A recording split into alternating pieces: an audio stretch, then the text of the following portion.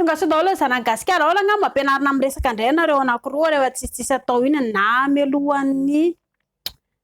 manisy de inona zany tokony ataonareo anankiroa ohatra hoe na i princesse ohatra mitendry amin'ny ramose tsy tiako lesy le ampidiriny elany anaty vavako ny lelany elahy fa mba tiako raha mba hoe somary le lafiny elahy kely atao mitendako eto izy zao de efa anisan'ny fihetsika tsara anankiray iny eto indray ohatra tsy tiako lesy le ampidiriny elahy mafy be ny anatiny fa le mba somary kapohana kely sy ahotsana kely ohatr'izao tena akafisiko azy izay indray lesy mba atao zay zao ho an'ny lehilahy ihany koa de mba miezaka ihany koa doki piso mba le rehefa manodina eto ambony eto kindritra piso de mba tsy tena le hoe mitovitovitra be ohatr'izay mba ampiva le manodikodina kely somary mipetapetaka kely ohatr'izay mba zay koa mba tena bandy de miezaka manao ohatr'izay nareo anankiroa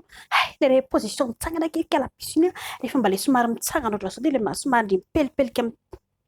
manotsakotsan'le raviny iny anky mba ohatra mety aminahako fa zay indray atao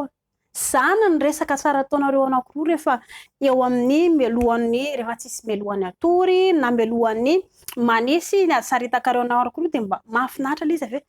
piso le mipetraka aky ohatra mbola tsy nataontsika sindry fa aloranga mba apitsika le position le mipetraka indray inona ny ndry le eto ambany ve sa hoe zako mety mipetraka de ndry le manodina eo ambony daholo mba hovaintsika indray le izy mba ampiana resaka mahafinaritra ohatran'izay de mahafinaritra ny fiarahanareo anankiroa aza menatra torohevitra na torokoa lehilahy aza mitsaratsara vehivavy elahy raha ohatra zao ny vehivavy manao resaka ohatran'izay sisy tokony tsarany elahy vehivavy tena iza indray ary ny ampianatra ankialan'io tany ambadika tany fifana mila mifampatoky raha ohatra moka hoe tsy mifampatoky ianareo misy zao ny analizy afaka atao analizy raha zay tena mampirafy ny vatoko zay atao afaka manao analizy ianareo anankiroa ho an'ny lehilahy sy ho an'ny vehivavy de hita eo hoe iza aminareo anankiroa le mampirafy zay no atao fa tsy mitsaratsara fotsiny hoe raha ohatra ka hoe manao resaka ohatran'izay na ny vadiny elahy de eo amin'izay elahy mitsara anazy